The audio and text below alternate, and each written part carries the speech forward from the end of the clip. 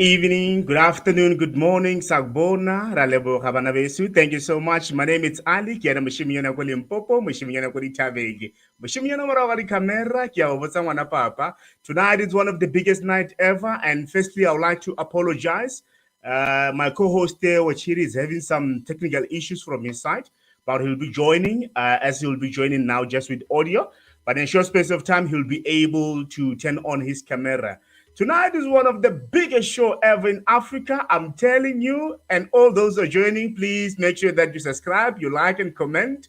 And firstly, I will allow my guests to be able to introduce themselves to the house. I will start with the one and only Omokoko. Omokoko, please unmute and introduce yourself to the house, my brother. What a night!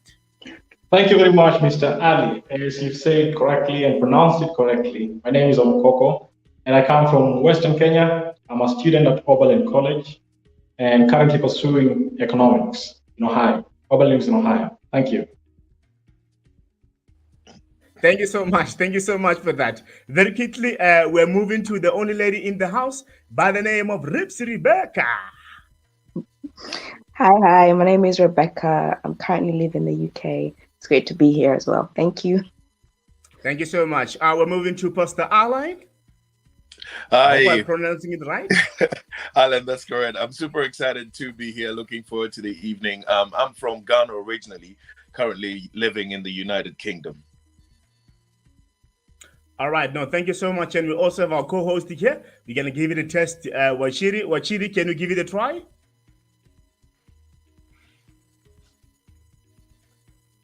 Yeah, Wachiri still having some technical issues. Now, we're going to go through first.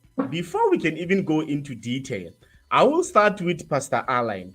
Tonight, we'll be actually looking into the Africans living in diaspora. How do you understand it before? What in terms of Africans living in diaspora? I have an understanding that it's got to do with possibly the way of life, the inroads that have been made, those who have gone before us, and possibly what stands for those who will be joining if anybody wishes to. Ali, how are you? I hope you can hear me. Yes, Okay, we can, loud and clear now. Yes, we can hear you, sir, loud and clear.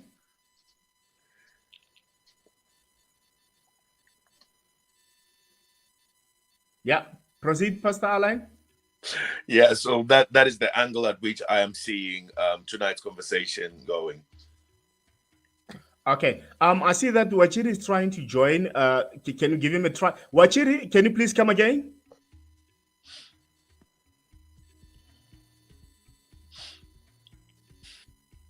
Okay, I see that it looks like everything is fine from Wachiri's side.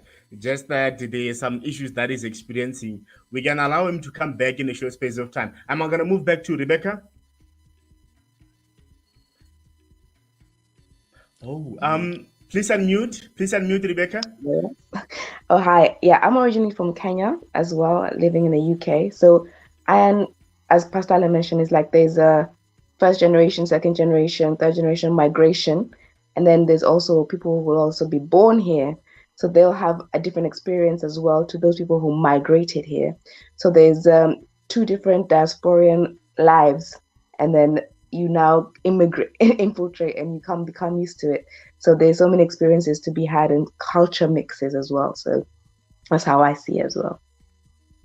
Okay. Honorable Mkoko? Yeah, thank you. I think for me, I also view it from the angle of diversity of experience, depending on when you came here, but also we can have as diverse experiences as the number of people who are in the diaspora, because every individual experiences it differently. But I would also like to think about it, our place in this side of the world and our place in the world, really. I think that is how I would like to approach it. All right, no, definitely. You know, we especially looking on our African brothers and sisters. I can tell because myself, I'm in South Africa. I can tell we see a lot of African brothers from Malawi, Zimbabwe, all over the place. They're coming to the country. You might ask yourself, why most of the people that live in their countries moving to the African countries, or maybe moving into other continents? You might ask yourself. There are a lot of things that people are looking for. Okay, just a second. I see that Wachiri is trying to join. Wachiri? Yeah, no, I don't think Wachiri he will be able to make it. He's sending me a message here that it looks some technical issues. So I would like also to apologize to everyone on that one because I can see that most people I'm aware that they will be disappointed that Wachiri invite us and then at the end of the day it doesn't show up.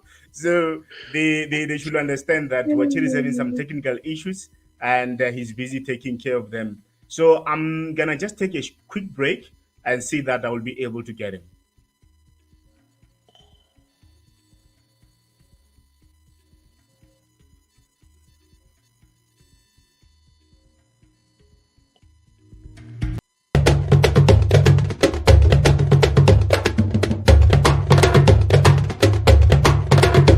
Wachiri. Pond 5.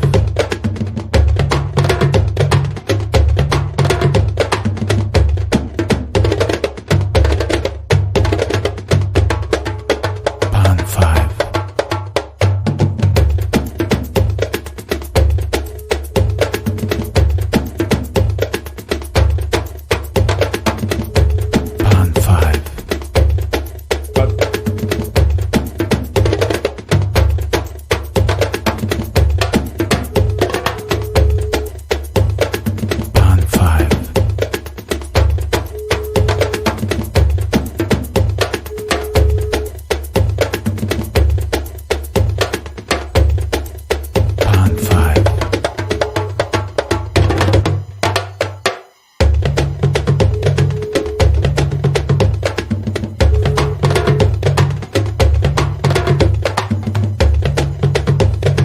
Pond 5. Pond 5.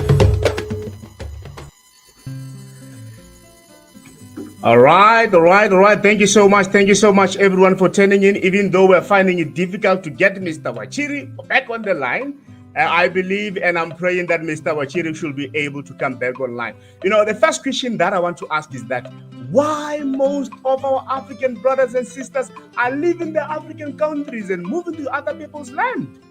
I will start with you, Mr. Alan. Why are you leaving? Why are you guys leaving here? The land is very beautiful. Eh? It's very beautiful.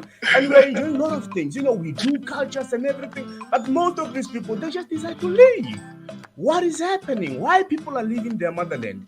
Because some of them, they have 10 to 5 years not being in these countries, into their mother countries. What is happening, Mr. Alan? I think for a lot of people that are moving outside, first of all, it will be because of the opportunities that are available outside. I mean, on a norm, everybody believes that the grass is greener on the other side. But truth is, when you consider the opportunities that are available. So for instance, I came here to study. By the end of my study, I discovered that I was probably better off here. I mean, there are opportunities back home, there are windows, there are doors that are opening everywhere. But if you consider how things are done, I prefer to work from this side. If it's a business, I prefer to have a business on this side. If it's work, I prefer to have work here. Again, because you're considering things like ethics and you're considering things like the flow of things. So I personally think a lot of the people that have moved here, it's because of opportunities. Opportunities will throw people all over the place, definitely. Honorable Mkoko? Yeah, thank you very much. I think for me, if you ask an individual why they move to a particular place, they will have all sorts of reasons. But I think Pastor Allen makes it well and clear that on the general, the thing is people want better lives, and they don't care where those better lives are. But as long as they're better lives, they will go there. And clearly, Africa has immense potential. It's just yet to be tapped. And so until that potential is tapped, then we should not be surprised when people are moving to other places, which unfortunately, as more of us move, as great minds move, we delay our capacity to tap this potential.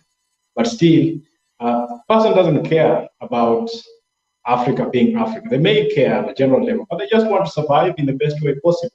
They want to maximize their potential. They want to maximize their compensation for the skills they bring on the table. And I think the other side has done it better than Africa has.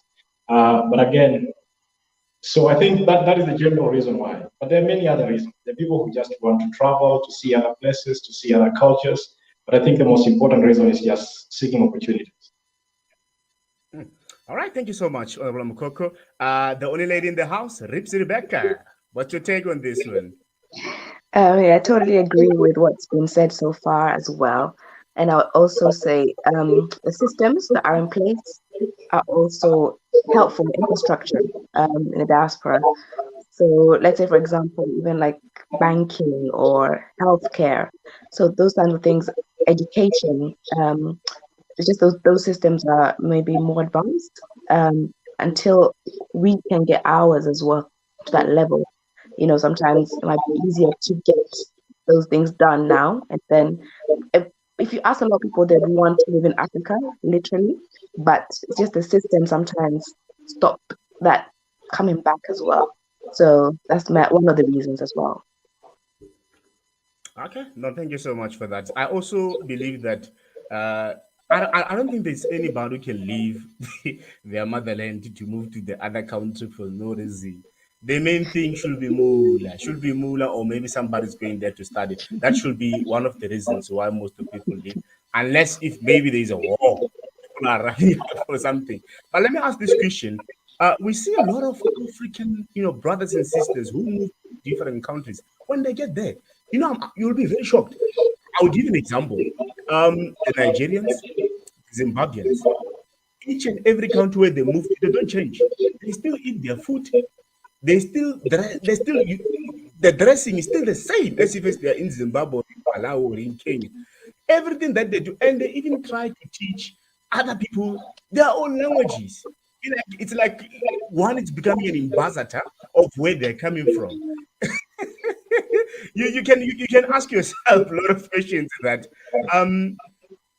they're actually living up for expectations on what is happening. I'll start with Pastor Alain. Again, you can see that everybody is very proud of where they come from. Everybody is very proud of where they belong. Everybody's inherently got that thing in them which says, you know what, I'm African and I'm proud of it. But just like we were saying earlier on, I would rather be somewhere where the compensation that comes from my skills is it's literally in line, it's parallel to what I'm bringing to the table. So in as much as I think around 2015, there was this massive wave where a lot of people went back to Africa because there were opportunities coming up all over the place. And in a short space of time, a lot of them came back. I remember I moved to Africa at some point. I shipped everything, literally took everything home. I was there for about 6 months and I was like, you know what? No, I wanted to stay. But given the environment, it wasn't conducive for the whole family. So we literally had to come back.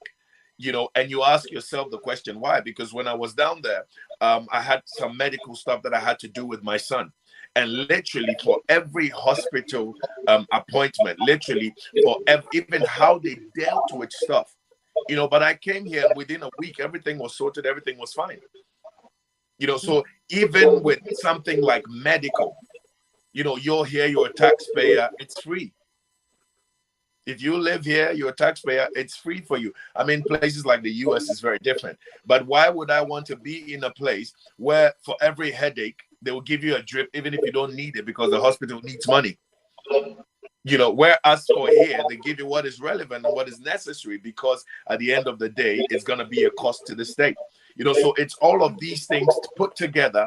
And then you look at it and you say, you know what, I'd rather retire home. So I'll build something back home. And when I don't need the system to be doing anything much for me, then I can just go sit back and relax. There are a lot of challenges that most of the people are facing, especially the Africans, if they are not staying in the our mother countries. There are a lot of challenges based on what Pastor Alan is saying. There are a lot of challenges. Very quickly, Coco. Yeah, Why? actually, Why are you still wearing? Why are you still wearing those attire? You are still eating the same food.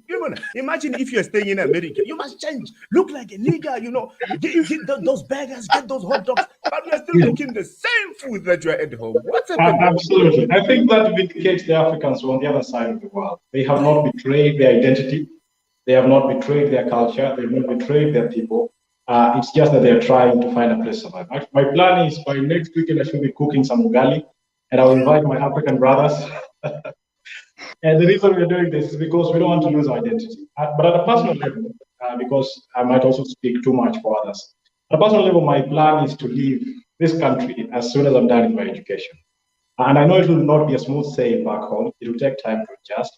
And the reason I do this is because with a lot of people who stay in this side of the world, it's in the nature of human beings to make things or to create a comfortable environment wherever they are and get so used to that environment that any radical change makes life difficult for them. And I think that plays into what Pastor Alan says, that once you get used to this kind of life, to this kind of healthcare, and to this kind of provisions, and then you go back to your motherland and it's another culture shock and it becomes very difficult. And then you say, no, let me go back to what I've already gotten used to. And that's why I plan to leave immediately. But I think, again, we don't want to lose our identity. We want to have the best of both worlds. So we want to create a small Africa in its other sides of the world, so that, yes, we have the opportunities, but we also have the Ubuntu of the motherland, the brotherhood, the community, and the great food that is found nowhere else.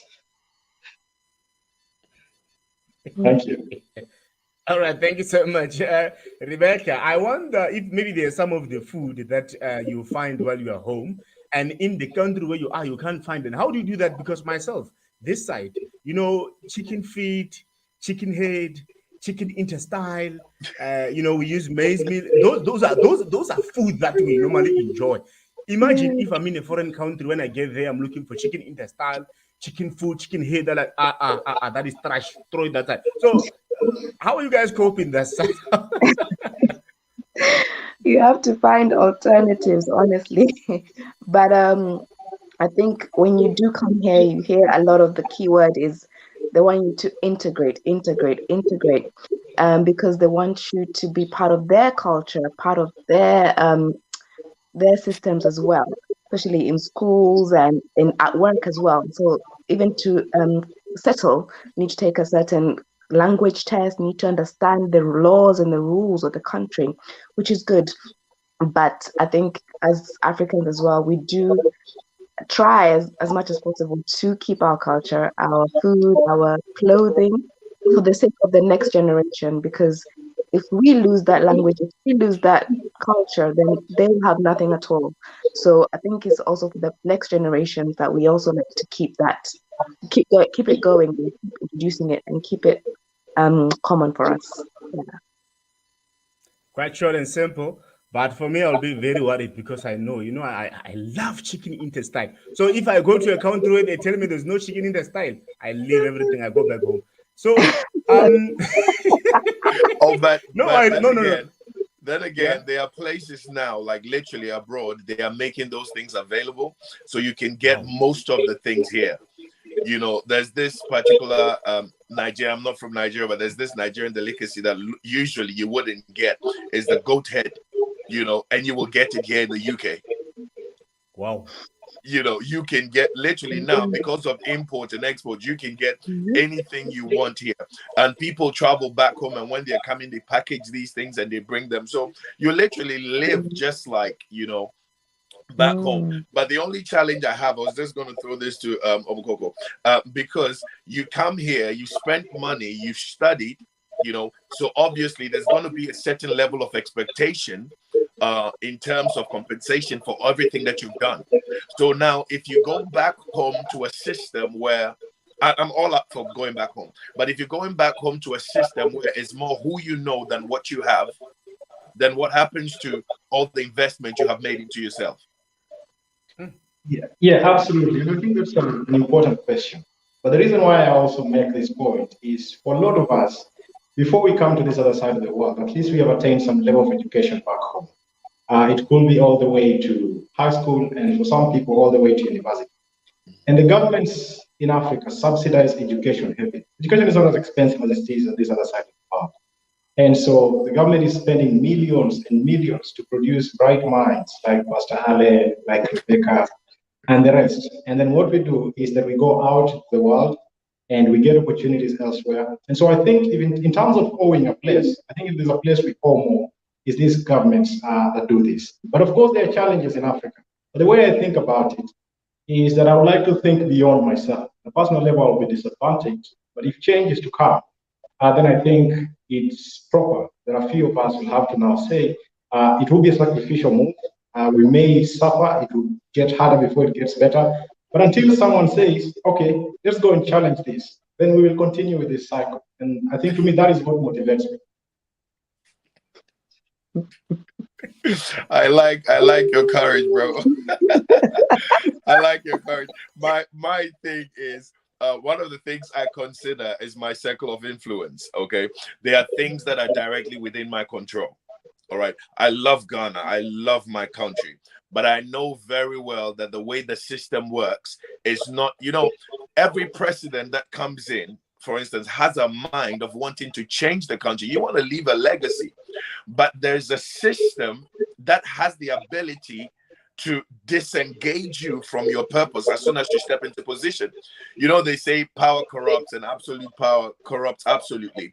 Until we have a system of accountability, you could have the most beautiful heart, and you will only be added to the statistics of those who had a beautiful heart and didn't make change.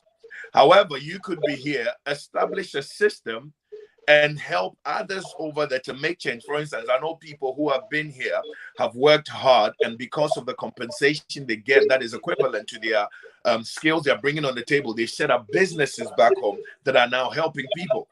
But if you sacrifice yourself only to be eaten up by the system, then you've rather added to statistics. But if you check the system and you position yourself, then you can be of help to many people. That's how I see it. I totally respect your stand. Definitely. I like the bravery. I like the boldness. But I look at things slightly differently, bro. Yeah, you are right. Actually, you make a fair point, honestly. But just before hopefully you'll be married. You'll find a fine young girl, and that will hold you up there. No, I actually have a commitment back in home, so. Oh, okay. Then you have to go back. That's why I have to go back. Thank you. I respect your perspective, and I think it's also important to make the point that you don't have to be home to make the changes at home. The world is a very small place now. You can work from both sides of the world. You can work on this side and still have a very huge impact at home as compared to someone who just. So it's not just a question of physical location, but it's a question of where your heart is, and that matters. But I think the plan I have will require a lot more physical location, at least for me. But again, your point is very valid. Yeah. All right. Thank you so much for that. Thank you so much for that, Pastor Airline.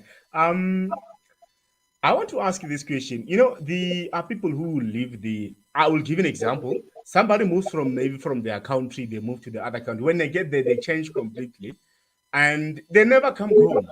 What are some of the reasons that make these people not to come home? We know that maybe where they are, there's better life, things are good. They don't even check people that are at home. They don't even call them. They have changed these people. They don't come home. You ask yourself that why these people are not going home. Sometimes when it's during the whole, they're here. I'm giving you an example in South Africa. There are people who have 10 to 15, 20 years being here. They don't go home. You ask yourself, why they don't want to go home? Rebecca? I would say there's a few circumstances that would prevent someone from coming home.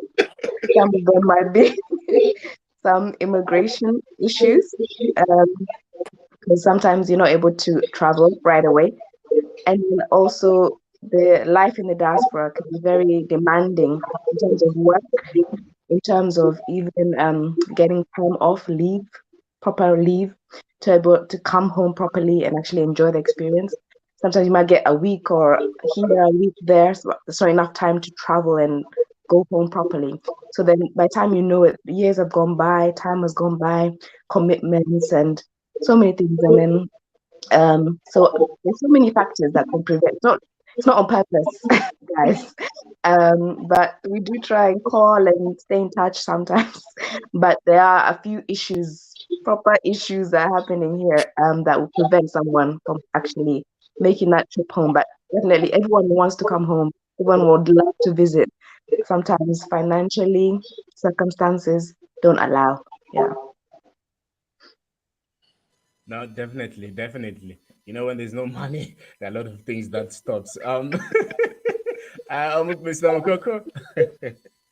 Yeah, I think for me, I'll approach it this way. First of all, how do we define home? I would like to think home is a place where you feel safe. Home is a place where you feel welcome. But if you are trusting a politician with your life, with your education system, with your health system, and they don't trust that system themselves, then what incentive do you have to call such a place home? If the people who are custodians of your home don't welcome you home, they don't make you feel at home, then why should you go there? So I think uh, we have been betrayed a great deal by those we have trusted with leadership. And they have really messed a great deal this sense of national or this sense of identity that we really strive for, because home is the place you identify with, the place that you feel this is the best place I can be, where at least people care about me. But there's a lot of fear even among people who come to this side of the world. And to my surprise, some of them even believe in superstitions, which I do not.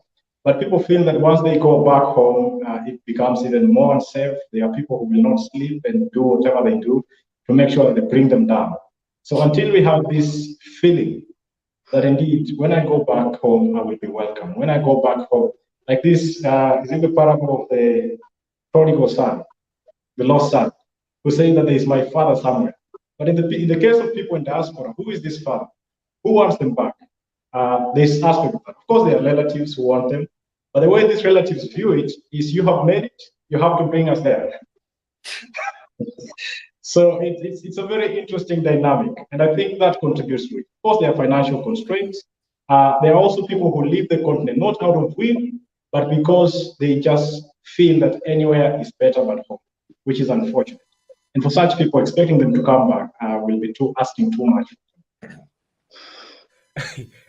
But Gogo, I beg to differ a little bit. You know, you come from country A, and now you move to country B, and you can see most of the system from country A where you're coming from, they are not working. And you should have a belief that one day you could have power that you can go back to country A and try to influence a group of people and start a movement and influence all these people that were changing the government. Not to say that no, the system is not good, the system is not good.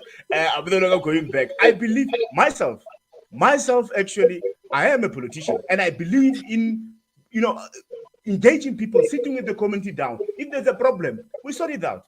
If you move to abroad and you don't want to come back because of the system of the politician it's failing us, what if maybe it's because of most of those people who are given power are old people? Then young people must come from abroad and bring that knowledge back home, because this is your mother country. You must come back to this country and change it. You know, most of these African brothers who are leaving their African countries and going to help other foreign countries, some of them are lecturers, some of them are teachers, some of them are engineers. Why not go back home and give the skill back? Why not go home and try to improve their country? People are enjoying to stay in foreign land, but they left their land back there. Some of them, they even forgot, you know, to take off other things into account. Pastor Alain, what's your take on that one? Ali, just to respond to what you were saying now, you see, it's easy to say, bring your skill, bring your talent. Trust me, there are people who are back home and are more skilled than people abroad. There are people back home who are more educated than people abroad. So if I have somebody in Ghana with a PhD, somebody in Ghana who is a lecturer, professor, and still has to use a stone to stop his tap from flowing, why should I bring my bachelor's degree, which is not equivalent to his professor or doctorate? What am I going to do? I have friends who are into politics in Ghana. If they haven't made any inroads and haven't made change, what is my 2 pence going to do? You know, it might make a difference, but what I'm saying is, I want to fight a winning battle. I don't want to fight a losing battle. A winning battle is when we have put systems in place that is ready to welcome, like my brother rightly said, welcome people home. At the moment, the system is hostile even to people who have gone abroad. Trust me, the day I set foot in the UK, this was in the year 2000, I lost a lot of friends because automatically they begin to withdraw because they have this mentality that now that you're there, if they keep too close, you might think they want something from you. So you lose people anyway. Some, like Rebecca said, out of documents, so they are not able to come back. After 10 years, all your friends have either gone abroad or they're living somewhere and you haven't been in touch, so you don't have any friends. My brother was out of the country for over 20 years. Going back was a big problem for him. So I had to travel with him on his first trip back home, to take him to places, because I used to go every year. So I had to take him to places to meet some friends. And so now he feels comfortable to go back by himself. You know, so these are all things. The other thing for me, which never should be an excuse, but still I have a problem with, is that you should never lose contact with where you've come from, because you never know when you're going to have to go back. But again, the problem is when you are out here, I don't know, but there's this mentality in some places, not everybody, because like I said, there are people back home who are doing way better than people abroad. But there are people back home who seem to think that money grows on trees here. They feel like the bed you lie on is stuffed with money. So everything they call you, every time they call you, not even how are you? Oh, I need money. You know, so that becomes an added weight to all the things that you have to deal here, like both of them have said. You have to, so automatically you just cut off. When you see the phone call, you just put it down. Sometimes you just want to feel loved. You just want to talk to somebody, but you know it's going to end up with money. So you just put the phone down. You know, so the struggle becomes real. And a lot of people who come here, because of this expectation, they are forced to live a certain life. People are struggling here. There are people in the UK who don't have somewhere to sleep. They're sleeping in friends' houses and stuff like that. You know, but they've created this image because people will be disappointed. You went abroad, you couldn't do anything with your life. So they are living a lie. And so it puts more expectations on them, which means they've got to now dissociate themselves completely because they cannot meet these demands. What a point. Money. They always need money when they call it. I don't know if I have anything to say before I move on. Yeah, I can say so. I have something to say about that. Just a follow-up. I want you to also consider home differently. And I think we are focusing so much on your physical location. You see, even this conversation we are having right now is in its way a way of going back home. And I think if we treat it that way, then there are a lot of people who go back home. There are a lot of people who are supporting families back at home. There are a lot of people who are doing a lot more than they could do when they're actually in the physical place. And so to that end, a lot of people go. But if your home is living in the continent, regardless of how helpful you are, then I don't think so many people are. But in other ways and through other metrics, people are going home. Yeah. Point. Okay. All right. I want to ask this question from a little bit of experience that I actually have. Of course, I have a lot of African brothers and sisters staying in South Africa. Some are from Burundi, different countries. So I asked some of them these questions: that what are some of the challenges that they're actually facing while they're in, a foreign land? So a lot of people are saying they're being called name. Some of them they're being classified in terms to say, I'm giving you an example. Some have been classified, oh, Nigerians are selling this and this, Zimbabweans are doing 1, 2, 3. But I want to put this question to you, Rebecca, Pastor Alan, Onemkoko. What are some of the challenges that you guys are actually facing from the foreign land that you are? Because I see our African brothers who are actually, in Africa facing challenges. Imagine if somebody's in the UK or in the United States. What is happening? Because this side, we even see racism within Africans. But imagine somebody who's far, far, far, far away. What is happening that side? I will start with you first, Alan. You see, the truth of the matter is stereotypes are everywhere. They are all around us. Stereotypes are all over the place. And the truth of the matter is, again, because of the mindset of people, everybody wants to make quick money. Everybody wants to live a lie. Everybody wants to do something. Everybody wants to work smart and not hard. And unfortunately, when there is a particular trend and a particular pattern, automatically you are roped into it by reason of your origin, by reason of your color, by reason of your race. Being here, you will get people call you all sorts of things. If you're Nigerian, they have a thing that they will attach you to. If you're Ghanaian, they will attach you to something else. Though all those things are definitely happening here. The only thing is, I find it very interesting when people think that you can be in somebody else's country and be racist against them. It's not possible. Racism is against the person who is disadvantaged. So you cannot be in a foreign land and you be racist to a person of an indigenous of that land. It's not possible. You know, so we come here and a lot of people think that by reason of things that have happened in the past, because of racism that happened in the past, they also tend to want to live a certain way, hatred for the people and no respect for the people, no regard for the people. It will amaze you. You have people who come in this country and they feel like they have right to certain things because our ancestors came to build. Hello, your ancestors built the land. It doesn't give you a right to anything. You know, and so unless we debunk some of these things in our heads, we begin to live a certain pattern, and so definitely those names continue to remain. And these are some of the reasons why a lot of people come in here and they are blocked automatically. You know, recently I think I heard this news. I haven't verified, but I definitely saw it on media that Dubai is limiting people who are coming from Nigeria and certain West African countries. You know, they've literally put a block on it. And this could be because of people who have gone over there and what they've indulged themselves in. You know, why would you go to a place and just live anyhow because you feel you can? All you're doing is you're blocking the place. But the thing is, if it's an inherent thing, you will do it wherever you go. You don't have to be abroad to do it. You do it if you're back home. You know, so these are some of the things that have fueled some of these stereotypes, definitely, for everybody that comes across here. All right, thank you so much, Pastor Allen. Ribs, what's your take? Rebecca? Yes. Some of the challenges in the diaspora, especially when you, let's say, you first move here, really, because coming from Africa, it's a more social place. And then when you come here, it's a more individualistic society. So there's a lot of loneliness, there's a lot of separation, individualism, life. So you have to get used to actually being alone a lot and just being by yourself before you make friends and stuff like that. Even then, even to have time to see those friends is very hard.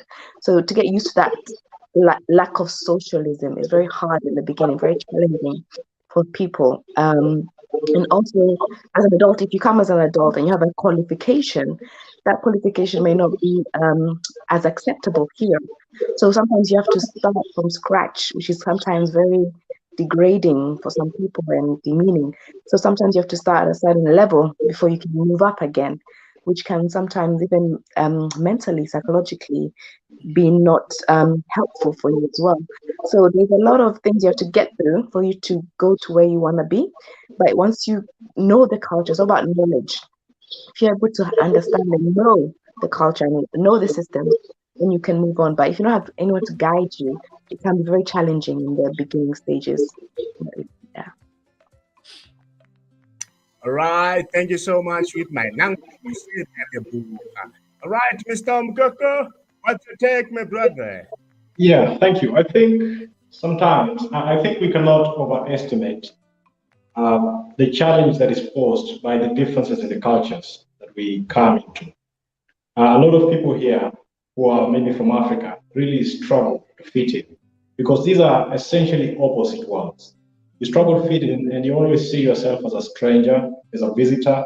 And so it's very hard to assert your place sometimes. And part of the reason is why, because let's say a society like America, where in Africa, you will tend to be more responsible to the people next to you. For instance, if you feel like shouting, you won't shout because there's someone next to you and you might be making noise to them. So you always have to be conscious about the person next to you. I don't think it's the same on this side of the world, where it is you first and then you can think about other people later. And people will do things the way they think is right for them without necessarily having to think so deeply about how the next person feels. And so that might pass to be disrespectful for those of us who are, how do you dare do that? Maybe if you come from Africa where you think someone will not do this, someone will not do this, because you're living in a community which is very different from what we have here. And so that fitting in is, to me, a very big problem. And I think it contributes to the loneliness that Rebecca talked about for a length of time. But again, we are adaptive creatures. And so there are people who adapt quickly. There are people who come here and become more American than the Americans themselves. And so they change the way they speak, they change the way they act, they change the way they dress. And so even if you have a conversation with them, they will introduce you and they will tell you this is how we do things here. Now, So that is how do one you challenge. respond? Yeah, sorry, go through. Yeah, so that is to me one challenge. Of course, other challenges will always be there, and I don't think they're unique to any particular country. As human beings, we face challenges. I mean, the challenges that Pastor Len has gone through, the challenges that Popo has gone through are probably different, same to Rebecca, and the millions of thousands of people out here. Yeah, so I can't mention all of them. All right. Very quickly before I go to Honorable Allen and Rebecca, please. There's a question on the screen where Wachiri asked that I would like to know how are they connecting with their Africans while they're in the foreign land. I guess we mentioned a couple of them while we started. We still eat our food. You know, we don't come here, adapt to the potatoes and all of that, and that's the end of it. We still put on our clothes.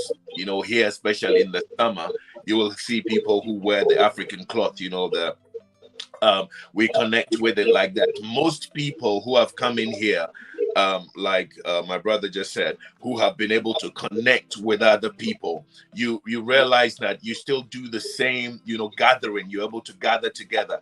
That you know, meeting that we always have back home, that union, which is not very much on this side, we are still able to do it. Like, for instance, on my end, my family and Rebecca's family, most Christmas we are together, you know, so we still come together and we do different things together. So these are some of the things that, you know, bring us together. We connect to our Africanness. I mean, you go to African homes and you see African artifacts all over the place. Our religion is one of the things that also keeps up with our Africanness.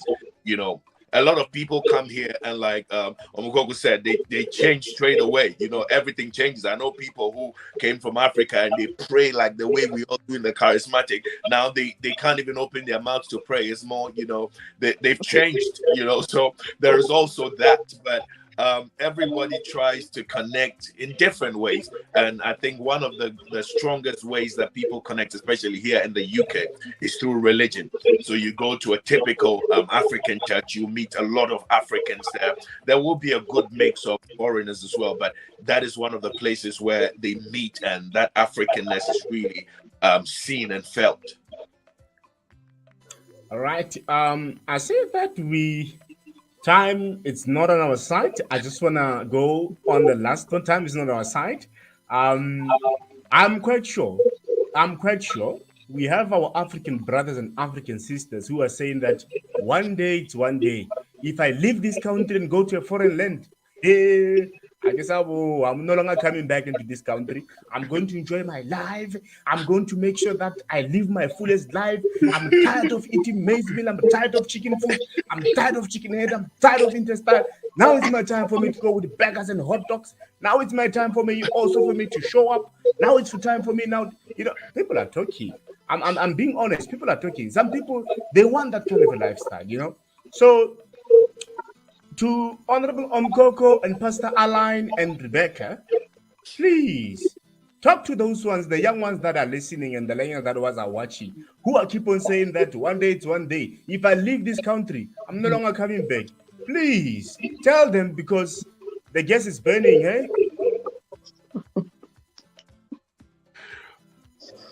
Omkoko? Yeah, I think I'll go first. Before I came to the US, I was in Switzerland for 2 years.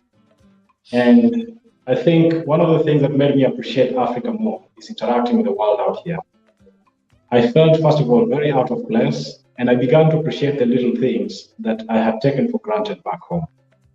One of the challenges that we have is that the narrative is controlled by the other side of the world. I was surprised that even our news media, they read news about Africa in foreign media before they report it to us sometimes. And so that narrative has played for a long time, where Africa is associated with everything but good. And when this narrative plays out, it becomes very difficult to fix it at a fundamental level.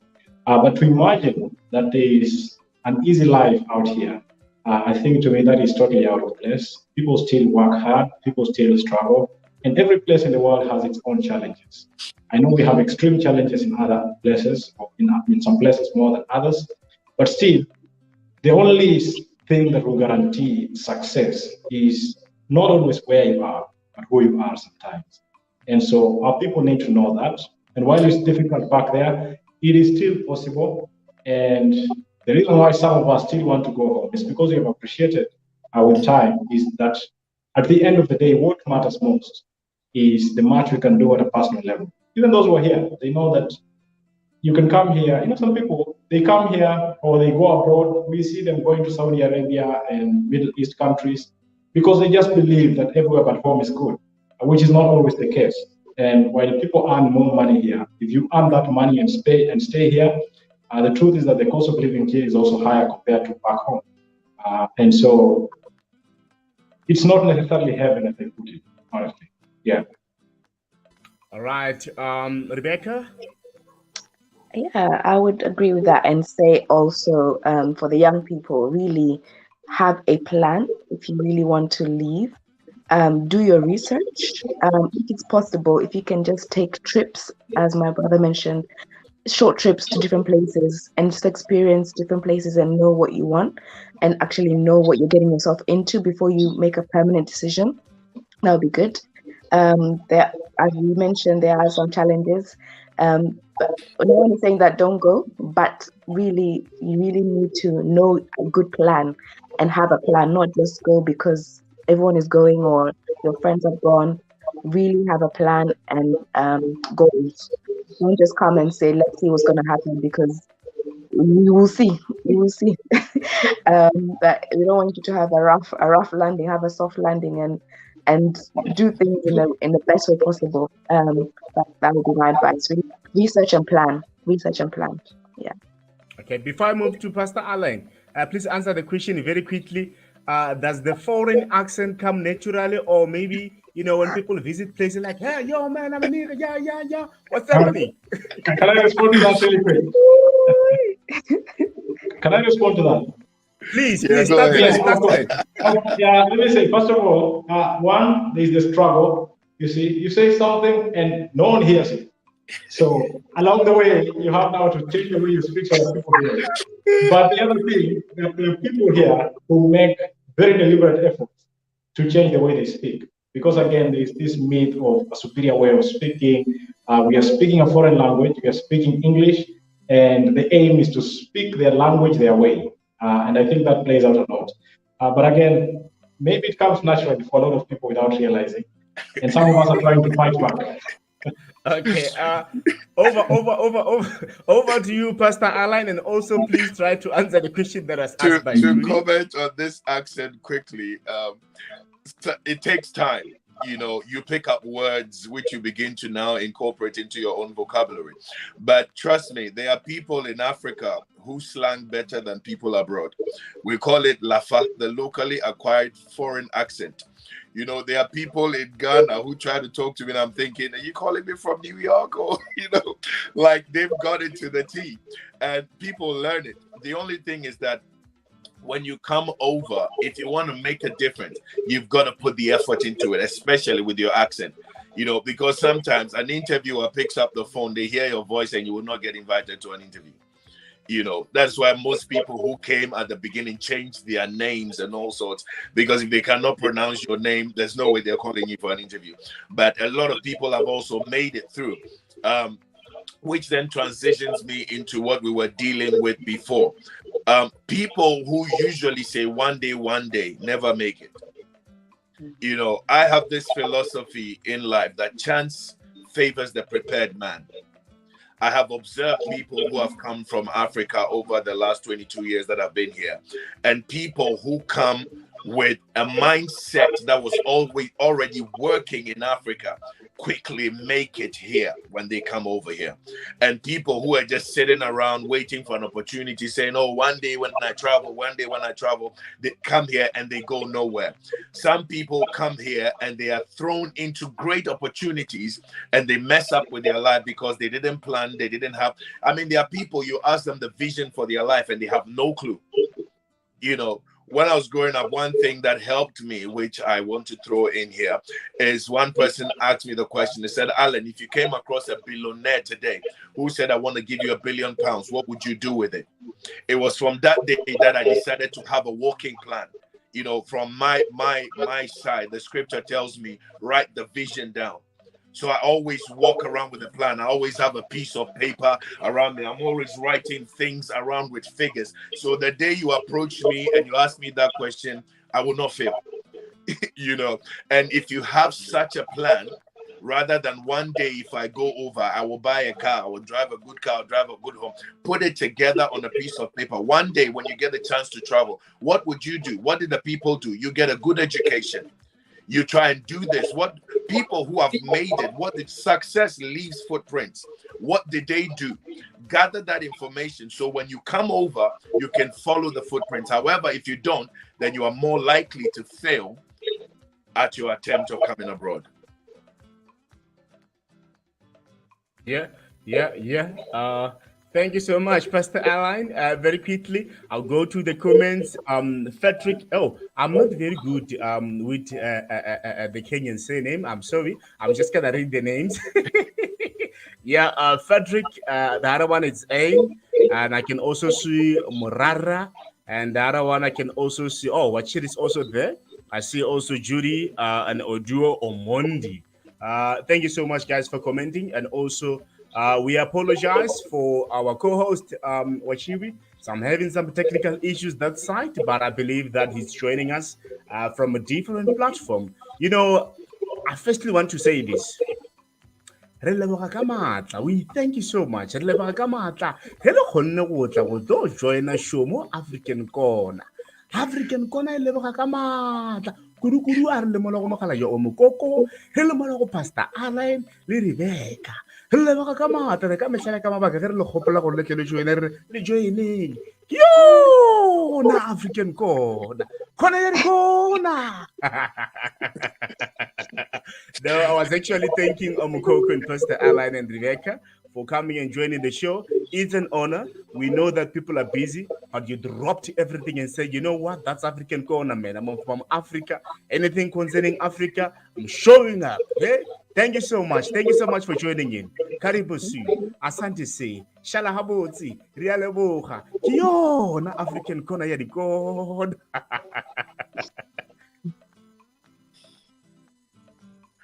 Mm.